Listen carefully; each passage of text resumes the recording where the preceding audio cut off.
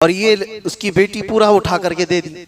इतना गुस्सा आया उसके बाप आया और आ करके उसने तेज एक तलवार लेकर उसका हाथ ही काट दिया। बात याद रखो, रमजानुल मुबारका में नेमतें रब तबारक व तआला जो खिला रहा है, इतनी नेमतें आ जाती हैं कि कुछ लोगों को चर्बी भी चढ़ जाती है। उनको ऐसा लगता है ये मेरे माल से आ रही है, मेरे मेहनत से है ये सारी चीजें। सियासत दर हकीकत कोई ऐसी गंदी चीज नहीं थी। सियासत का मतलब होता है एक वो निजाम, लोगों को चलाने का रास्ता तय करना। हजरत उस्मान गनी रदी अल्लाह तआला अन्हु मस्जिद नबवी शरीफ में तशरीफ लाए और उसके बाद बाहर आकर जितने मोमिनीन थे मदीने वाले, सबसे कहा फला मैदान में माल जमा है, जिसको जैसी हाजत है वो सब मुफ्त में लेकर चला। नबी पाक सल्लल्लाहु तआला अलैहि वसल्लम के घर में कभी कभार 2 दिन या 3 दिन तक भी चूल्हा नहीं जलता था। अस्सलाम वालेकुम रहमतुल्लाहि व बरकातुहू। FKG Islamic official YouTube channel में आपका स्वागत है। मैं हूं आपका चहेता गुलाम रसूल, जो आपके लिए लेकर आया हूं आज बहुत ही प्यारा बयान, जो लैलतुल क़द्र में मुफ्ती सलमान जरी साहब की सीरीज़ चल रही है उसका एक दूसरा पार्ट लाया हूं। जो पहले हम लोगों ने इससे पहले एक अपलोड किया था वीडियो, आप लोगों ने काफ़ी सराहा है उसको, काफ़ी लोगों ने देखा है। तो ये जो दूसरी नशीद है वो अभी आप लोग सब देखेंगे, क्योंकि लंबी है इसके लिए मैं साथ में नहीं बना रहूँगा और काट छाट के लगाने में आप लोगों को समझ में नहीं आएगा सलमान जरी साहब क्या कहना चाहते हैं, वो क्या मैसेज देना चाहते हैं। तो इंशाल्लाह चलिए साथ में मिल कर के देखते हैं, फिर आखिर में अपना जो सबक उसमें क्या मिलता है वो कोशिश करेंगे समझने की। मुफ्ती सलमान जरी साहब का वीडियो वॉच करते हैं। सारे मामलात मशवरों से तय किए जाते हों तो फिर जमीन का ऊपर वाला हिस्सा तुम्हारे लिए कब्र से ज्यादा बेहतर है। उसके बाद ही मेरे आका सल्लल्लाहु अलैहि वसल्लम फरमाते व इज़ा काना उमराउकुम शिरारकुम, और अगर तुम्हारे हाकिम तुम में से सबसे खराब लोग होंगे, यानी जो सबसे छटा हुआ था वो हाकिम बना हुआ है, जो सबसे बदमाश था, जो सबसे बड़ा गुंडा था वो हाकिम बना हुआ है। ऐसे हालात अगर आए। नंबर 2, तुम वो अगनिया उकुम बुखला अकुम, और तुम्हारे मालदार जितने हैं वो कंजूस हो गए हों, बखील हो गए हों। 2 नंबर। तीसरे वो उमूरुकुम इला निसाइकुम, और तुम्हारे मामलात औरतों के जरिए से तय किए जाते हों।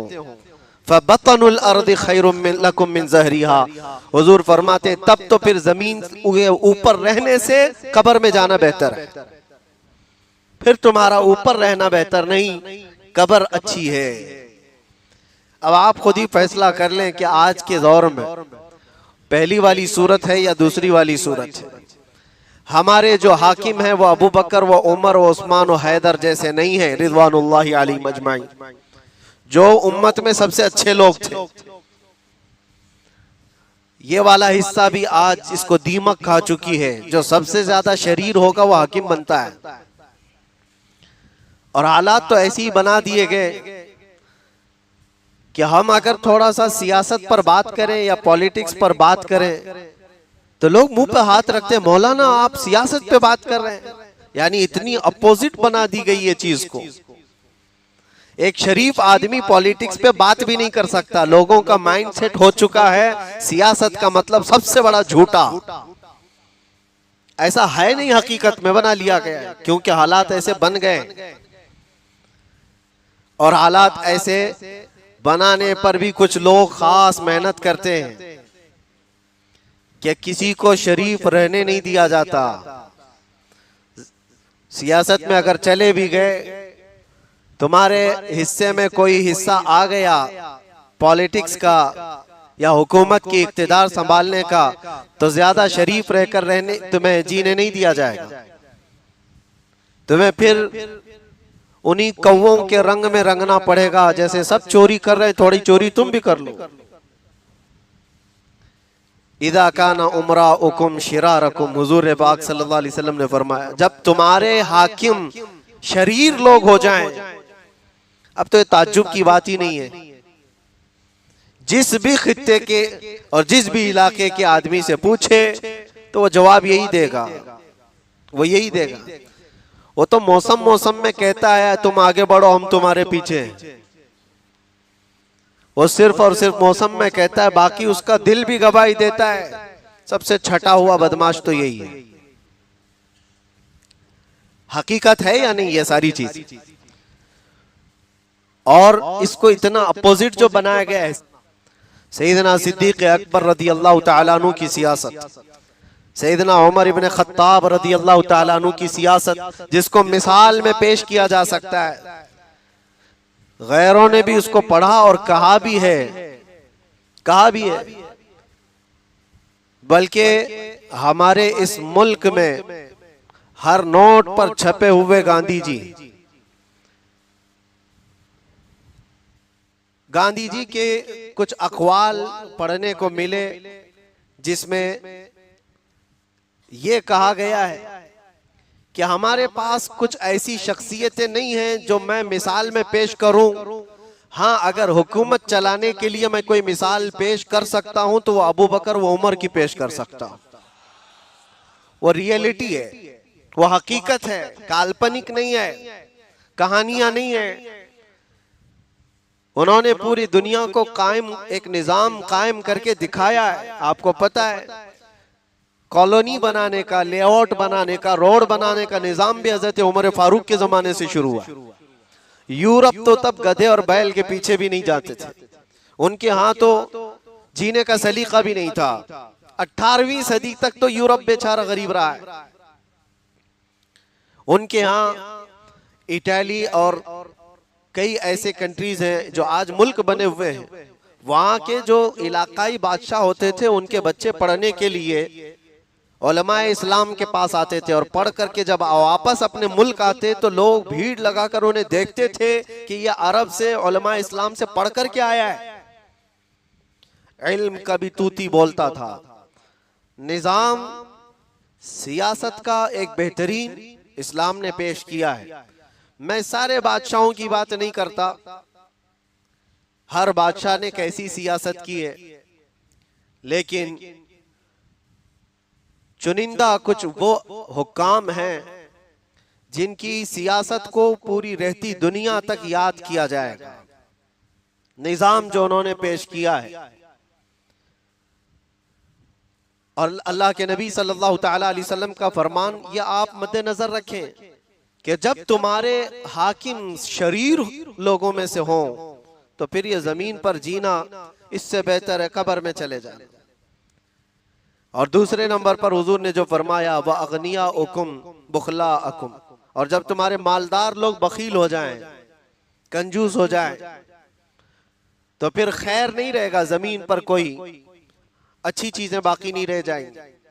पूरे कुरान में आप देखना, अल्लाह तबारक व तआला ने जमा करने का हुक्म नहीं दिया है।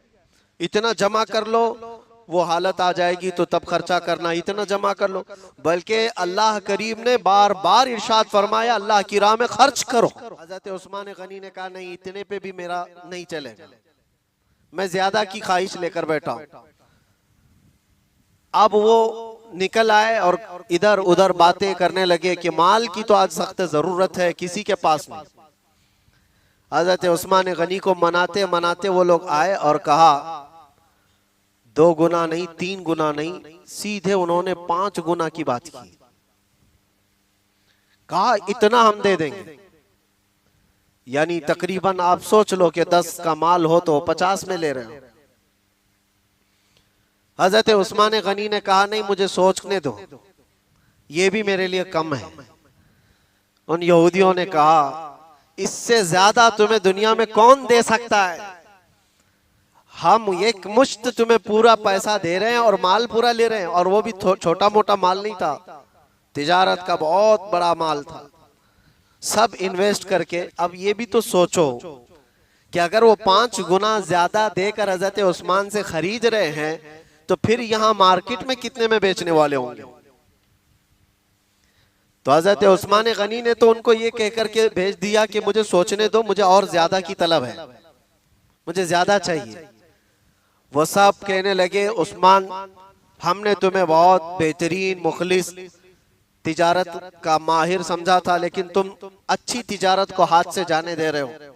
हमसे बेहतर कोई तिजारत तुम्हारे साथ नहीं कर सकता, सोच लो, ये मौका जाएगा, हो सकता है माल नुकसान भी हो जाए। हजरत उस्मान ने कहा, सब रिस्क ले लिया है, कोई मसला नहीं, सब रिस्क उठा चुका हूं, सब जिम्मेदारी है, मैं इस माल को ज्यादा में बेचना चाहता हूं। रात को फिर आए, कहा कि क्यों तुम पकड़े बैठे हो, कुछ तो बताओ, क्या चाहते हो, कितने तक चाहते हो? कहा बढ़ाओ, और कितना बढ़ा सकते हो, और बढ़ाओ।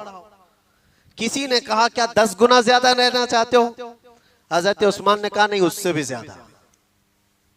वो चले गए। दूसरे दिन फजर के बाद हजरत उस्मान गनी रदी अल्लाह ताला अन्हु मस्जिद नबवी शरीफ में तशरीफ लाए और उसके बाद बाहर आकर जितने मोमिनीन थे मदीने वाले, सबसे कहा फला मैदान में माल जमा है, जिसको जैसी हाजत है वो सब मुफ्त में लेकर चला जाए।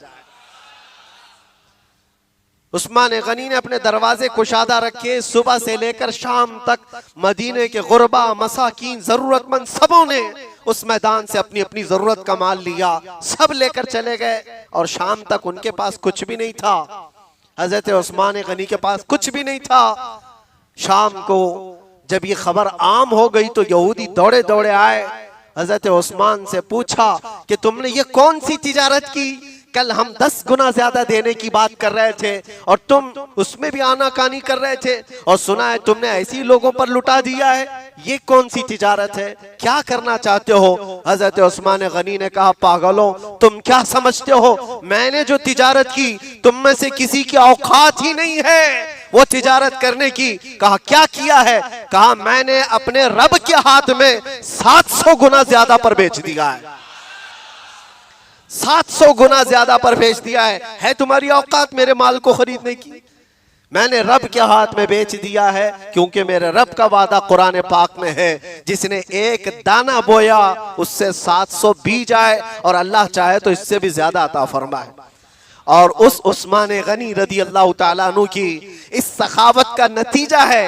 अजीजा ने ग्रामी, सच कहो मदीने में जाने के बाद आज आपको अगर एहसास हो मदीनतुर रसूल, रसूल पाक का वो शहर मदीना, आज भी हजरत उस्मान गनी का अकाउंट जारी है, उनके नाम का होटल भी मौजूद है, वक्फ उस्मान बिन अफ़्फ़ान। यहां तक के उनके माल को आज भी महफूज रखा गया और चल भी रहा है, चल भी रहा है। वहां के बहुत सारे उमूर उनके माल से आज 1400 साल तक भी वो माल खत्म नहीं हुआ। तो मेरे अजीजों, इसी को अल्लाह के नबी ने फरमाया था, वइज़ा काना अगनियाउकुम सुमहाअकुम, जब तुम्हारे मालदार सखी हो तो तुम्हारे लिए जमीन का ऊपर वाला हिस्सा बेहतर है। अब वो गनी कहां से आए, वो मालदार कहां है? यहां तो लोगों के हालात ये हैं, अपना सबसे ज्यादा रद्दी माल जो होगा वो अल्लाह की राह में देने के लिए निकालते। फटी नोट हो तो मस्जिद में डाल दो, कहीं ना चलती हो। रब तबारक व तआला के लिए तुमने क्या चीज मुंतखब किया है? चीजें जब घर में खराब होने लग जाएं तो उठा करके उसको खैरात करना चाहते हैं। खराब हो गई, फकीर को दे दो, यानी फकीर खराब चीजें खाएगा, तुम्हारे घर की सड़ी हुई चीजें खाएगा। क्यों ये नहीं सोचा जाता पकने वाली चीज में से सबसे पहला लुकमा मैं अल्लाह के नाम पर किसी गरीब को खिला दूं? अक्सर ये देखा गया, शादियों में खाना बच गया, वलीमे में खाना बच गया है, अपनी पार्टियों में कहा फिर मदरसे को दे दो किसी। मेहमानाने रसूल जहां पढ़ते हैं, काल अल्लाह काल रसूल कहते, उनको खिला दो बचा हुआ माल। घर में कोई चीज सड़ने आ रही है तो कोई फकीर अल्लाह के नाम पर मांगने आया, उसको दे दो। एक बात याद रखो, तुम जो खैरात कर रहे हो इसके बारे में रब ताला क्या फरमाता है? अल्लाह के नबी सल्लल्लाहु ताला अलैहि वसल्लम फरमाते हैं, जब बनी आदम कोई खैरात करता है तो सामने वो जिसको देता है हाथ उस फकीर का बज़ाहिर होता है, लेकिन वो लेता अल्लाह है। और तुम्हारी खैरात को रब तबारक व तआला ऐसे पालता है, ऐसे परवरिश करता है जैसे कोई बछड़े की परवरिश करके उसको बड़ा करता है। तुम्हारा दिया हुआ सदका और तुम्हारी दी हुई खैरात उसको रब तबारक व तआला कबूल करके उसकी परवरिश फरमाता है। यहाँ तक कि क़यामत के दिन बंदा जाकर देखता है तुमने एक सिक्का खैरात किया था, रब तबारक व तआला पहाड़ के बराबर नेकियों से दिखाता है और कहता है ये तेरी हैं, ये सब तेरी हैं। बंदा कहता है इतना तो मैंने किया नहीं था। रब तआला फरमाता याद है एक दिन तूने अपने हाथ से भी छुपा करके खैरात किया था, वो तेरी खैरात मैंने ली और उसकी परवरिश करके इतना बड़ा किया। तुम रब को क्या दे रहे हो, तुम रब को क्या दे रहे हो, इस चीज का एहसास करो। और रसूल करीम सल्लल्लाहु ताला अलैहि वसल्लम के दरबार में, अल्लाहु अकबर, एक बार नबी पाक सल्लल्लाहु अलैहि वसल्लम की बारगाह में 90,000 दिरहम आए हदिया में। 90,000 दिरहम, फाके का जमाना चलता है मदीने में, खजूरें खाकर पूरा दिन गुजारने वाले सहाबा हैं वहां मौजूद। खुद माँ आयशा सिद्दीका रज़ी अल्लाह तआला अन्हा फरमाती नबी पाक सल्लल्लाहु तआला अलैहि वसल्लम के घर में कभी कभार 2 दिन या 3 दिन तक भी चूल्हा नहीं जलता था। जिस रात रसूल करीम सल्लल्लाहु तआला अलैहि वसल्लम की वफात हुई, यानी जिस दिन वफात हुई, माँ आयशा सिद्दीका के हुजरे की बात कर रहा हूं, जिस हुजरे में हुजूर पाक आज आराम कर रहे हैं, कायनात की सबसे अफजल जगह, वो हरी जालियां जिसको देखने के लिए हर मोमिन बेताब, वो माँ आयशा सिद्दीका का घर है। हजरत आयशा सिद्दीका रज़ियल्लाहु तआला अन्हा के घर में हुजूर आराम फरमा रहे हैं। जिस दिन मेरे आका का इंतकाल हुआ उस रात हजरत आयशा फरमाती हैं चिराग में तेल डालने के लिए हमारे पास कुछ नहीं था, रोशनी के लिए चिराग में तेल डालने की भी कोई चीज मौजूद नहीं थी, लेकिन वो फाके में गुजारने वाला उम्मत का गमखार रसूल, कुल जहां मिल्क और जौ की रोटी ग़िज़ा, उस शिकम की कनाअत पे लाखों सलाम। 90,000 दिरहम उस रसूल पाक की बारगाह में आए। जैसी आए, एक बंदा आया और कहा हुजूर मेरी फलां जरूरत है। हुजूर ने उसको दिरहम अता कर दी। उनके बाद फिर दूसरा आया, उसको दे दिया, तीसरा आया, उसको दे दिया, यहां तक कि हुजूर पाक सल्लल्लाहु अलैहि वसल्लम खड़े रहे। थोड़ी ही देर में 90,000 दिरहम पूरे खत्म हो गए, कुछ नहीं बचा था। तो क्या पूरा माल खत्म हो गया तो हुजूर पाक सल्लल्लाहु अलैहि वसल्लम का खजाना खत्म हो गया? एक साइल फिर आया, थोड़ी देर के बाद जब माल सब बट गया था, हुजूर पाक सल्लल्लाहु ताला अलैहि वसल्लम के पास आया और कहा या रसूल अल्लाह मेरी भी जरूरतें हैं, मुझे भी कुछ अता कर दिया जाए। हुजूर पाक सल्लल्लाहु ताला अलैहि वसल्लम की आदत है ही नहीं, ना कहना आदत रसूलुल्लाह की नहीं। मांगेंगे मांगे जाएंगे, मुंह मांगी पाएंगे, सरकार में न ला है न हाजत अगर की है। वाह क्या जूदो करम है शहे बतहा तेरा, नहीं सुनता ही नहीं, नहीं का लफ्ज सुनता ही नहीं मांगने वाला तेरा। हुजूर के मांगने वाला, हुजूर की बारगाह के मांगने वाला नहीं, सुनता ही नहीं। आया, सब माल खत्म हो चुका था, सब दिरहम तकसीम हो गए थे। हुजूर पाक सल्लल्लाहु ताला अलैहि वसल्लम की दरबार में आकर कहा मेरी भी जरूरत है। हुजूर ने नहीं फरमाया माल खत्म हो गया जाओ। रसूल पाक सल्लल्लाहु ताला अलैहि वसल्लम फरमाते हैं बज़ाहिर दिरहम तो सब बट चुके, लेकिन मैं तुझे खाली नहीं लौटा था। तेरी जितनी जरूरत है, जो जो जरूरत है, जहां से भी ले सकता है कर्ज में, सब ले ले, तेरे कर्ज का पूरा जिम्मेदार मैं हूं, कर्ज का भी जिम्मेदार। साहबा से कहा इसको कोई कर्ज दे सकता है मेरे नाम पर, और उसके कर्ज की जिम्मेदारी मेरी है। ये रसूल पाक सल्लल्लाहु ताला अलैहि वसल्लम की आता है। कुछ ना हो बज़ाहिर सामने तो भी फरमाया तेरे जो अखराजात है जहां खर्च कर सकता है, जैसे भी है। मेरे अजीजों, अक्सर हदीसें हैं, बुखारी शरीफ की हदीस, आज मैं आपके सामने खुसूसियत के साथ ये जिक्र भी करना चाह रहा था। रसूल पाक सल्लल्लाहु ताला अलैहि वसल्लम अजवदुन नास, सबसे ज्यादा सखावत करने वाले तो थे ही, लेकिन जब रमजान आता तो हुजूर की सखावत बढ़ जाती थी। सहाबा फरमाते कर्रिहिल मुरसला, जैसे तेज हवा की तरह हुजूर की सखावत थी। जो आया फौरन बट गया, जो आया सब निकल गया। मैंने इससे कबल भी एक हदीस पाक बयान की थी, आज फिर उसको जिक्र करता हूँ रमज़ानुल मुबारका में। मुझे बड़ा लुत्फ भी आता है। नबी पाक सल्लल्लाहु तआला अलैहि वसल्लम के दरबार गोहरबार में मैं खुद हाजिर था। कुछ सालों पहले की बात है। रमज़ान में इफ्तारी का वक्त हो रहा था। इरादा ऐसा था कि हुजूर की जालियों के पास कदमों में बैठकर इफ्तारी करूं, लेकिन लेट हो गया। मगरिब से आधा घंटा पहले दरवाजे सब पैक हो जाते हैं, बल्कि 1 घंटा पहले, अभी तो काफ़ी देर पहले ही सब फुल हो जाता है। ताखीर हो गई तो अंदर जाने का मौका नहीं मिला। सहन में बैठा था, दूर से हुजूर की जालियां दिख रही थी। सोचने लगा यहीं से हुजूर पाक सल्लल्लाहु तआला अलैहि वसल्लम के दरबार में आज एक ही दिन है, कल तो मेरा सफ़र है, निकल जाऊंगा, आज ये आखिरी इफ्तारी। लेकिन उस वक्त एक हदीस याद कर रहा था। हज़रत आयशा सिद्दीक़ा फरमाती हैं हुजूर पाक सल्लल्लाहु अलैहि वसल्लम इफ्तार के लिए बैठे थे। 70 वो असहाबे सुफ़ा गरीब सहाबा उनके साथ हुजूर बैठते थे, जो सब अपना घर बार सब छोड़कर हुजूर के दरबार में रहते थे। असहाबे सुफ़ा, एक दूध का प्याला था और 70 लोग बैठे हुए। लेकिन नबी पाक सल्लल्लाहु अलैहि वसल्लम ने इफ्तार से थोड़ी देर पहले हज़रत आयशा से फरमाया। हुजरे में हज़रत आयशा थी, हुजूर मस्जिद में थे। कहा आयशा देखो खिड़की से कोई गरीब, कोई मुसाफिर, कोई मेहमान बाकी तो नहीं रह गया। कहती है मैंने खिड़की में झांक कर देखा तो जन्नतुल बकी के पास दरख्त के सामने कोई आदमी अपना घोड़ा बांध रहा था।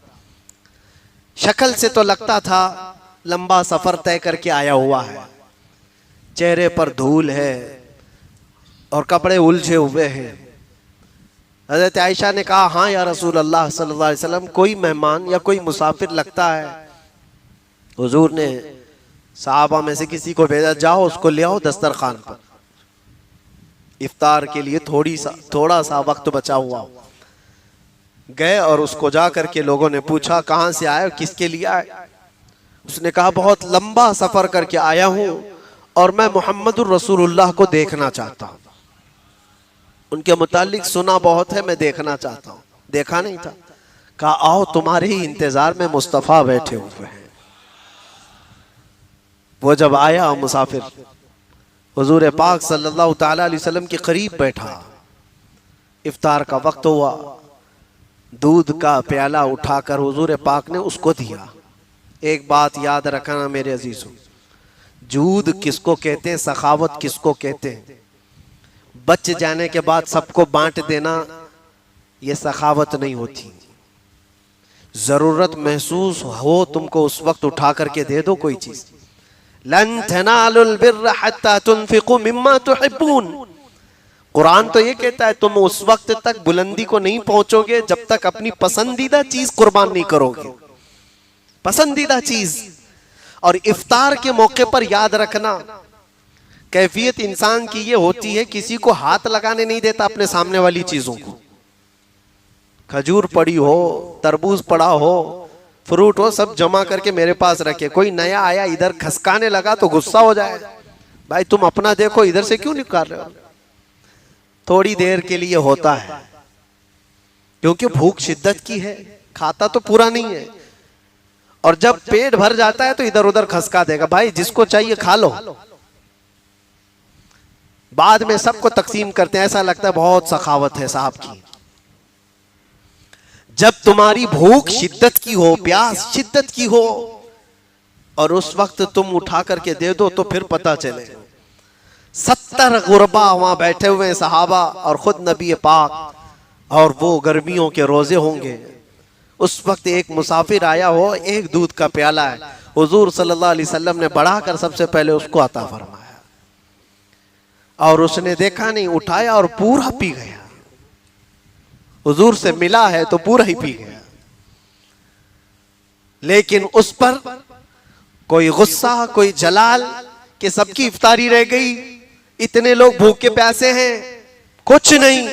मुस्कुरा करके फरमाया अल्लाह तुझे शिकम सैर फरमाए, आता है फकीरों पे उन्हें प्यार कुछ ऐसा, खुद भीख दें और खुद कहें मंगते का भला हो। गुस्सा किस बात का, डांटना किस बात का, शिकम सैर करे, अल्लाह तुझे हमेशा शिकम सैर रखे। एक खजूर पर सबों ने इफ्तार कर लिया। यह हदीस पाक याद कर रहा था कि रमजानुल मुबारका में हुजूर पाक सल्लल्लाहु अलैहि वसल्लम की सखावत इतनी बढ़ जाती थी। 3 मिनट बाकी रह गए थे, मेरे साथ इत्तेफाक ऐसा हुआ कि जिस दरवाजे के बाहर बैठा था, अंदर जाना तो मुश्किल था, वक्त बहुत हो चुका था।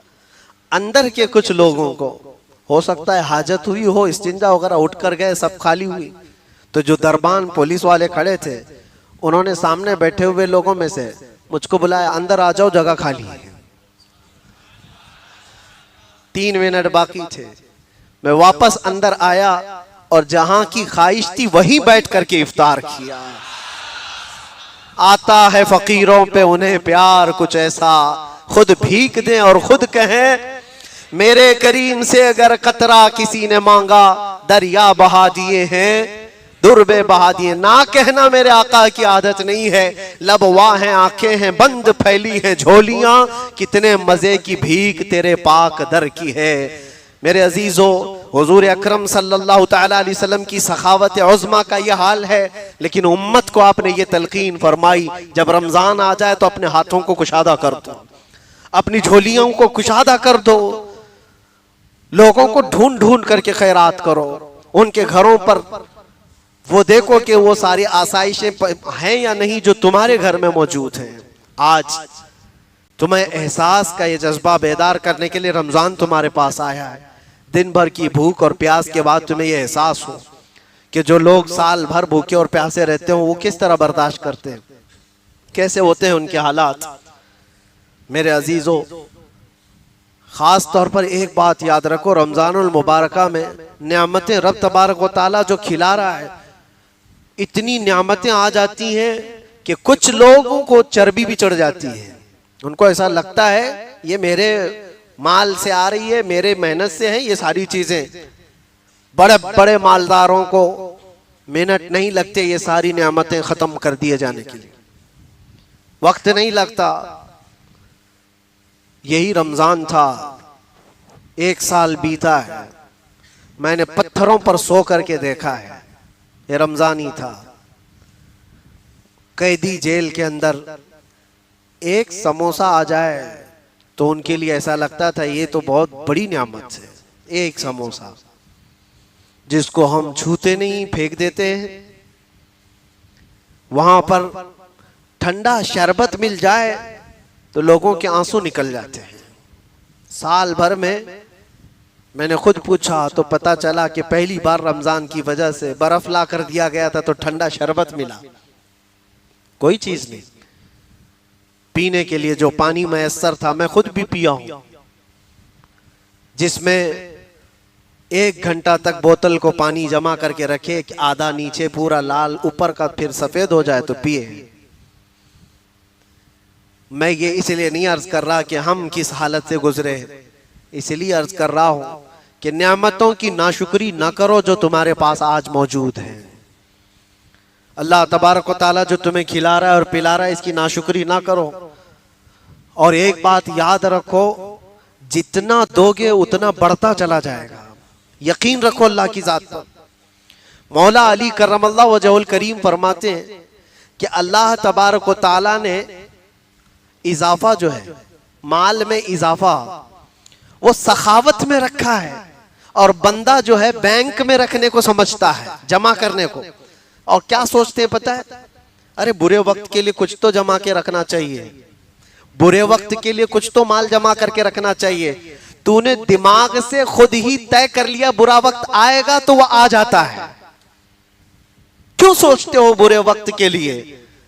वो पालनहारे हकीकी रब्बे जुल जलाल जो आज तुम्हें खिला रहा है वो कल भी खिलाने पर कादिर है। और जब उसका हुक्म है दो, उसका हुक्म है दो, तो गरीबी किस बात की, किस तरह की का फाका अल्लाह करीम के हुक्म पर कर रहे हो, हमारी बातों पर नहीं।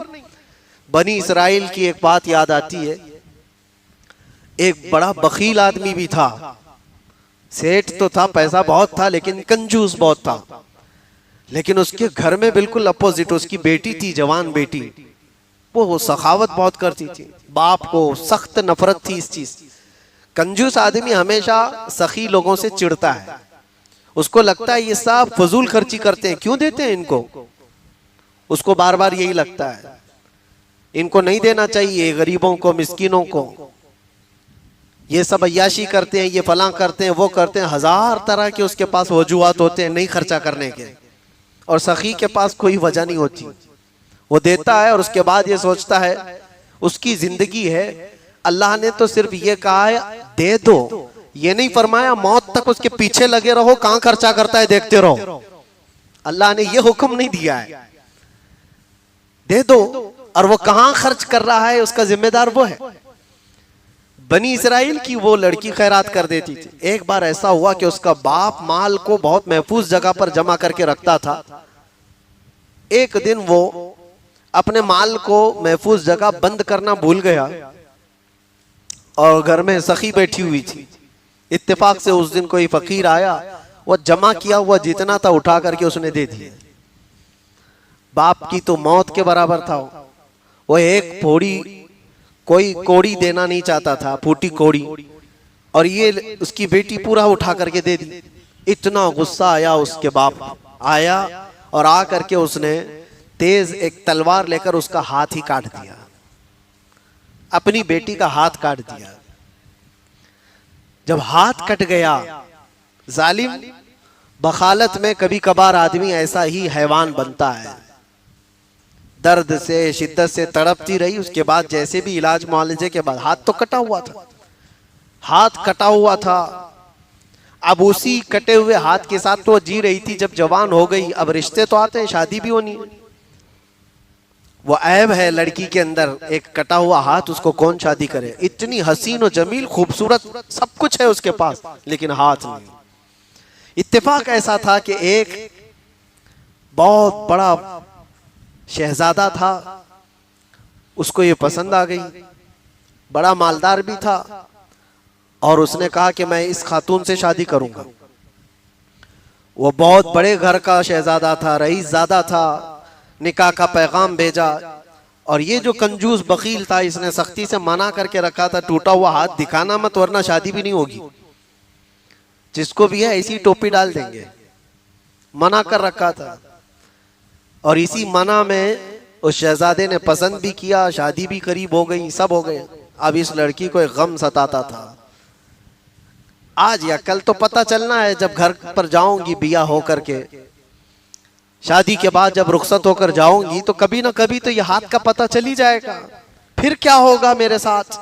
उस वक्त बड़े जुल्म भी होते थे, धोखे के मुतालिक बड़ी सजाएं थी। वो खातून लड़की बड़ी डरी हुई भी थी। बहरहाल शादी हो गई, डोली सज संवर करके दूल्हे के घर चली गई। जब वो दुल्हन अपने दूल्हे के घर आई, तो अब बात ये थी कि रात को जब दस्तरखान बिछा दिया गया खाने के लिए, पहला दस्तरखान, दूल्हा भी बैठा है, उसके घर वाले भी बैठे हैं और दुल्हन बैठी हुई है। अब ये शर्मा रही है, सीधा हाथ कटा हुआ है, खाए तो कैसे खाए। तो उसने, दूल्हे ने कहा चलो खाना शुरू करो। ये नहीं खा रही थी, अपने दुपट्टे के अंदर वो अपना हाथ छुपाए बैठी रही, छुपाए बैठी रही बहुत देर तक। कैसे, अब क्या होगा, तब क्या होगा, अब क्या होगा, तब क्या होगा, कुछ तो होने वाला है, कटा हुआ हाथ अब पता चलेगा। 2 बार कहा उसने चलो शुरू करो खाओ। तीसरी बार उसने कहा किस चीज का इंतजार है, खाओ, दूसरे सब खा रहे हैं। उसके आंसू निकल आए कि उसके अंदर एक ऐब है, कटा हुआ हाथ है। अब किसी न किसी तरह से अब ये अपने नए दूल्हे को बता ही दूं कि मेरा हाथ कटा हुआ है। वो जवान दुशीजा रोने को थी, गैब से निदा आती है, ए खातून अपना हाथ निकाल। उस हाथ को रब ताला कभी शर्मिंदा होने नहीं देता जो रब के रास्ते में उठा हुआ हो। उसने दुपट्टे से हाथ निकाला तो उसका हाथ सही सलामत मौजूद था, हाथ सलामत मौजूद था। और रब तबारक व तआला शर्मिंदा होने नहीं देता उस हाथ को जो बारगाह रब्बुल इज्जत में खर्चा किया हुआ। जब वो मौला दुनिया में जलील होने से बचा लेता है तो फिर आखिरत तो आखिरत है, रब तबारक व तआला हिफाजत फरमाएगा। इसलिए आज उम्मत को जिन चीजों की जरूरत है उसके लिए जो माल जमा करके रखते हैं वो भी वही सुन ले। कुरान कहता है वल्लदीना यकनिज़ून अज़्ज़हब वल फिद्दा वला युनफ़िक़ूनहा फ़ी सबीलिल्लाह फ़बश्शिरहुम बिअज़ाबिन अलीम। अल्लाह फरमाता है जिन लोगों ने सोना और चांदी को खजाना कर करके जमा किया है, ऐ रसूल उनको दर्दनाक अजाब की बशारत दे दे। यौमा युहमा अलैहा फी नारी जहन्नम फतुक्वा बिहा जिबाहुहुम व जुनूबुहुम व ज़ुहूरुहुम हाज़ा मा कनज़्तुम लिअन्फुसिकुम फ़ज़ूक़ू मा कुन्तुम तकनिज़ून। अल्लाह फरमाता है उस क़यामत के दिन उनकी पेशानियों को आग से दागा जाएगा, उनके बाजुओं को और उनके पीछे आग से दागा जाएगा और उनसे कहा जाएगा कि ये सारा जो तुम जमा करके रखते थे चखो, आज चखो। बल्कि एक रिवायत ये मिलती है कब्र में जाते ही एक बहुत ही खौफनाक अज़दा उसके गले में लिपट जाता है, उसकी नाक पर डंक मारता रहता है, चूसता रहता है और वो मुर्दा उसको हटाने की बेपनाह कोशिशें करता है, निकालने की बहुत ताकतें लगाता है। वो सांप उससे कहता है क्यों मुझको हटा रहे हो, मैं तुम्हारा माल हूं जिसको तुम जमा कर रखे थे, जिससे तुम बहुत मोहब्बत करते थे, लेकिन इस माल की जो ज़कात निकल गई वो पाक है, फिर उस पर तुम्हें अजाब नहीं है। लोग आज 2.5% पर ही आए काएं कर रहे हैं। अगर रब तबारक व तआला चाहता तो 50% का भी हुक्म देता। क्यों? अता किया हुआ उसका है, मैंने तुझे अता किया है, 100 अता किया, 50 मेरी राह में दे, 50 तू रख ले। लेकिन रब तबारक व तआला ने तुम्हें 50% देने का हुक्म नहीं फरमाया, 25 भी नहीं, 10 भी नहीं, 2.5, सिर्फ 2.5%। 100 रुपये तेरे पास आए हैं तो उसमें से 2.5 निकाल। गुरबा और मसाकीन जब क़यामत के दिन उठाए जाएंगे तो अल्लाह तबारक व तआला की बारगाह में वो शिकायत करेंगे कि हमारे पास तो कभी कोई चीज आई नहीं। तो अल्लाह ताला फरमाता है तुम्हारा हक भी मैंने मालदारों के पास रखा था। वो कहेंगे उन्होंने हमें दिया ही नहीं। इसीलिए कुरान में अल्लाह फरमाता है वफी अमवालिहिम हक्कुन लिस्साइल वल महरूम, तुम सबके माल में उनका भी हक रखा गया है। तुम खैरात करके बड़े मत बनो, अपने आप को ये मत समझो कि मैं बहुत बड़ा आदमी हूं, इतने खैरात। तुमने उनका हक दिया है जो तुम्हारे माल में अल्लाह ने दिया था तुम्हें। बहरहाल अब इस हदीस पर मैं पूरी तशरीह करता जाऊं तो बहुत वक्त चला जाएगा। खुलासा कलाम यही है कि जब हमारे हाकिम अच्छे लोग होंगे, हमारे मालदार लोग सखावत करने वाले होंगे और हमारे मामलात शूरा में तय किए जाएंगे, तो हुजूर ने फरमाया जमीन का ऊपर वाला हिस्सा तुम्हारे लिए अच्छा है, लेकिन जब तुम्हारे हाकिम सबसे शरीर लोग हों जैसे आज के हैं, मुझे कोई मसला नहीं है इस पर, आज के सबसे शरीर हाकिम हैं और खुल करके हम अर्ज करते हैं, बयान करते हैं, जितने झूठे हैं, जितने चोर हैं, वही सब के सब जमा होकर बैठ जाते हैं कुर्सियों पर। इनको जो कुर्सियों का लालच है, ये इनकी शरारत और इनकी बदमाशी की ही सबसे बड़ी अलामत है। वरना इमाम आजम अबू हनीफा रज़ी अल्लाह ताला अन्हु, जानते हो, करोड़ों मुसलमान जिसकी इक्तिदा करते हैं, वो आज 6000 खत्मे कुरान एक जगह पर जिन्होंने किया है, वो उम्मत के सबसे अच्छे लोगों में से थे कि नहीं? सबसे अच्छे लोगों में से थे। 80,000 मसलों का हल जिन्होंने उम्मत को पेश करके दिया हो।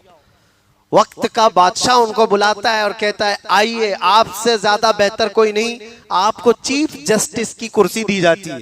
चीफ जस्टिस, काज़ीउल क़ुज़ात। आप क्या फरमाते हैं जानते हो? मैं उसका लायक नहीं हूं। इमाम आजम अबू हनीफा कहते हैं मैं उसका लायक नहीं हूं। काज़ीउल क़ुज़ात का मनसब दिया था बादशाह ने। तो जानते हो खलीफा वक्त ने कहा आप झूठ बोल रहे हो, आप झूठ बोल रहे हो, इतने बड़े इमाम होकर आप झूठ बोल रहे हो। तुरंत हजरत इमाम आजम अबू हनीफा ने कहा, बादशाह इस्लाम फिर आप ही फैसला कर लो, जो झूठ बोल सकता है वो काजी उल कुज़ात कैसे बन सकता है? आप खुद ही कह रहे हो कि मैं झूठ बोल रहा हूं, और जो झूठ बोल सकता है फिर वो काजी उल कुज़ात कैसे बन सकता है? लिहाजा मुझे माफ कर दे। उन्होंने मनसब को कभी कबूल नहीं किया। लेकिन यहां तो होड़ है, जिसको पेशाब करने का सलीका नहीं आता वो भी बड़ी कुर्सी चाहता है, सबसे ऊंची कुर्सी उसको चाहिए। और कितने तो ऐसे नशे में झूमते रहते हैं, वो हाकिम है, उमूर हुकूमत उमूर ममलकत उनके हाथ में है। इसीलिए ये क़यामत की निशानियां हैं। अल्लाह के नबी सल्लल्लाहु अलैहि वसल्लम ने फरमाया है, हमारे यहाँ एक मसल मशहूर थी, वो आमी ज़ुबान में कही जाती है, कौवे को जब बड़ापन दे दिया जाता है तो पूरी कचहरी भर करके पखाना करता है। वो यही हाल है, जब कौवों को बड़ापन मिल गया हो, उनके हाथ में ज़मामे हुकूमत आ गई हो, तो उन्हें ऐसा लगता है जो चाहे वो कर सकते हैं। कर तो सकते हो, लेकिन याद रखो फिरौन भी बहुत कुछ किया है, नमरूद भी बहुत कुछ किया है। इन सब के अंजाम भी याद रखो, एक ताकत है वो खल्लाक़े कायनात की। और फिर जब वो गिरफ्त आएगी तो तुम्हारे सारे मसनद ढीले पड़ जाएंगे, कोई तुम्हें बचाने वाली ताकत नहीं रह जाएगी। इसीलिए ये जुल्म का जो दौर है, इस पर भी मैं कहता हूँ, आप ना घबराओ मेरे अजीजों। कुरान में अल्लाह ने जब ये फरमाया है, वमल्लाहु बिगाफिलिन अम्मा यअमलुज़्ज़ालिमून, अल्लाह ताला जालिमों के कामों से बेखबर नहीं है। हर जालिम के काम को अल्लाह देख रहा है। यह और बात है कि वो ढील देता है, फौरन उसकी पकड़ नहीं करता, उसके जुल्म में उसको ढील दी जाती है। लेकिन जब अल्लाह तबारक व तआला उसकी पकड़ करता है, फअख़ज़नाहुम बग़ता, अल्लाह फरमाता अचानक हम पकड़ करते हैं, अचानक पकड़ करते हैं। कौम शुएब जो नाप तोल में कमी करती थी, घमंड इतना था उनको, पहाड़ों को तराश करके घर बनाते थे, पूरे एक एक पहाड़ एक आदमी का घर। आज के लोग कहां पहुंच पाएंगे उनको?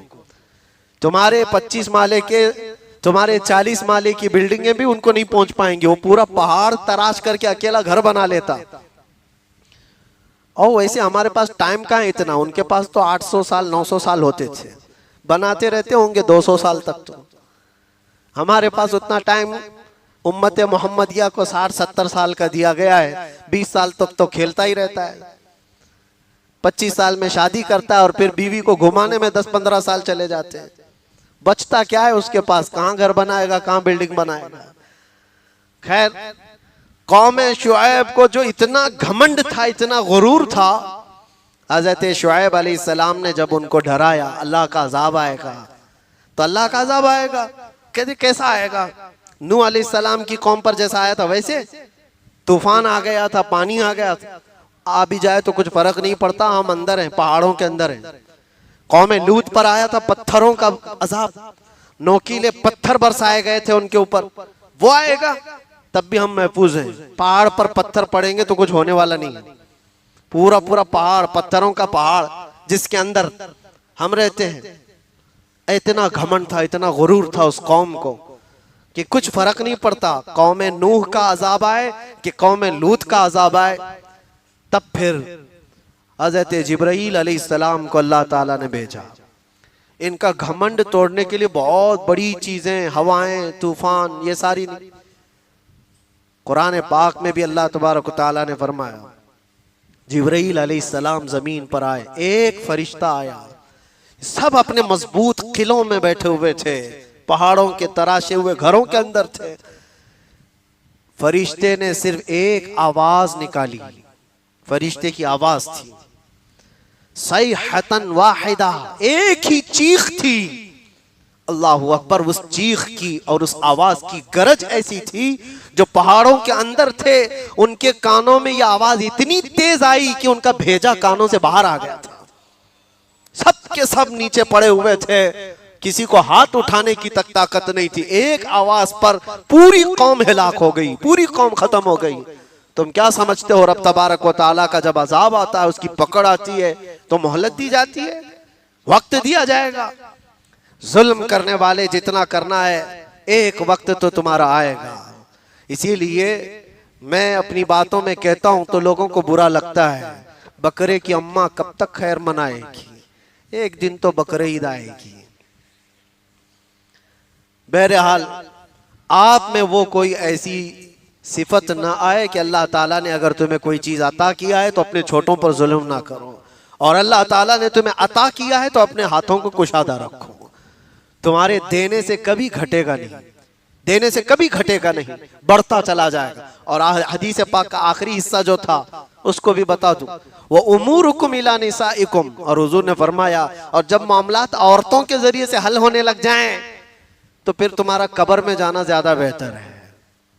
औरतें हाकिम बन जाएं तुम्हारे, औरतें तुम्हें मशवरा देने लगे और उन्हीं के जरिए से सारे मामलात तय किए जा रहे हों। अब तो हालात है बहुत सारी जगहों पर, कितने तो महिला मंडल बने हुए हैं, और तो और कई जगह पर औरतें इस बात का तकाजा करती हैं कि हमें इंसाफ करने के लिए पावर दो। मैं औरतों के हुकूक के खिलाफ नहीं बोलना चाहता, उनके हुकूक हैं। इस्लाम से ज्यादा किसने उनको हुकूक दिए, इस्लाम से ज्यादा उनको किसने इज्जत दिया है। माँ हो तो कदमों में जन्नत, अल्लाह के नबी ने बताया। बेटी हो तो उसकी परवरिश पर हुजूर ने जन्नत का वादा फरमाया है। बहन हो तो तुम्हारे हक में उसकी मकबूल दुआओं का हुक्म फरमाया। बीवी हो तो एक सदका, एक लुकमा उसे खिलाने पर सदके का सवाब। औरत को हर मकाम पर इज्जत दी गई है।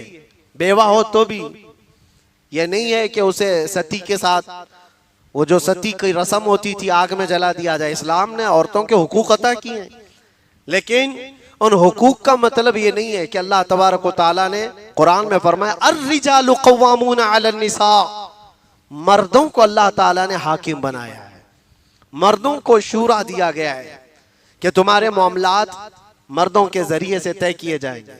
इसीलिए 1,24,000 कमो बेश नबी दुनिया में आए, इन सारे नबियों में कोई औरत नबी नहीं आई, औरत नबी नहीं हो सकती।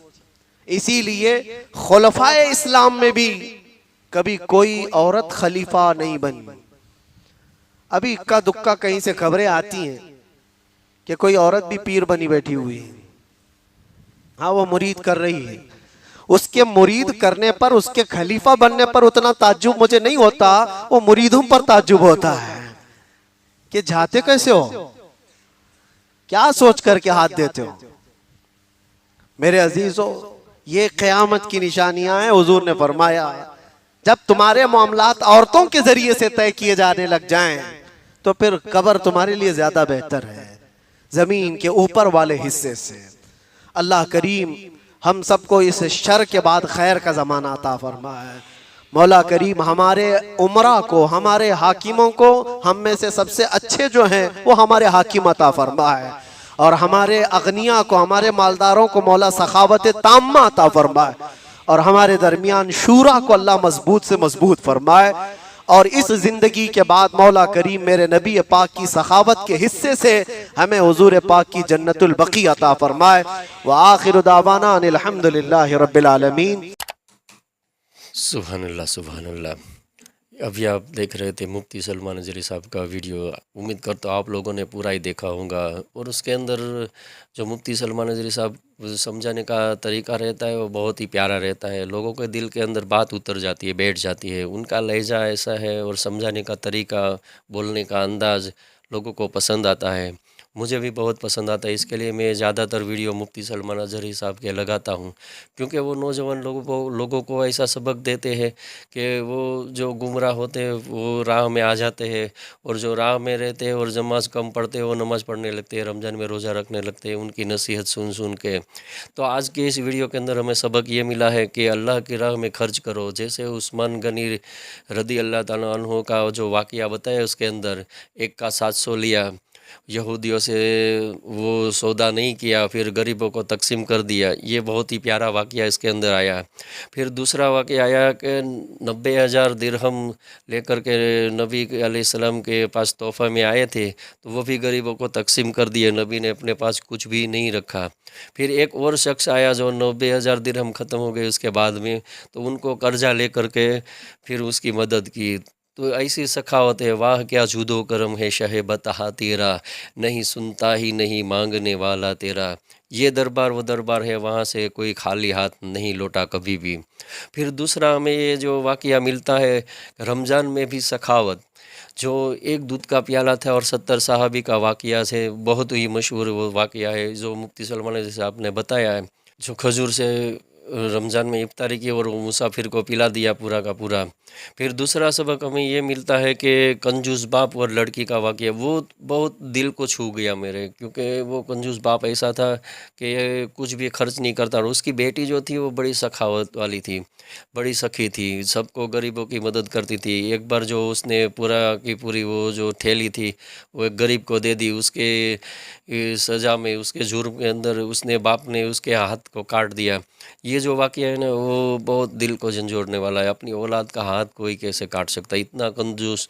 तो यार बात ही मत पूछो, मैं मेरे ज़बान के अंदर अल्फाज नहीं है बताने को। लेकिन फिर अल्लाह का करम कैसा हुआ उस पर, उसको बहुत ही बड़ा अमीर शख्स मिला, उसकी शादी हो गई। फिर वो खाना खाने बैठी तो अल्लाह पाक ने जो जैसा था वैसा का वैसा हाथ उसको वापस कर दिया। ये सबक हमको मिलता है कि अल्लाह की राह में अगर कुछ भी काम करेंगे हम लोग, तो अल्लाह वो है जो जिसका दरबार कभी बंद नहीं होता।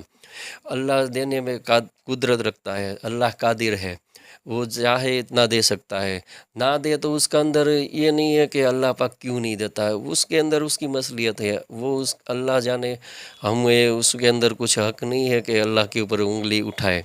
फिर दूसरा जो है उसमें जिसने ज़कात निकाली सही ढंग से, पूरी ईमानदारी से, तो उसको कब्र में अजाब नहीं होगा। जो सांप का वाक़या बताया मुफ्ती सलमान अजहरी साहब ने कि नाक मुँह डसता रहेगा, फिर वो बोलेगा कि मुझे क्यों डसते हो, तो बोला मैं तुम्हारा माल हूँ जो जमा कर रहे थे, ये जमाखोरों के लिए था।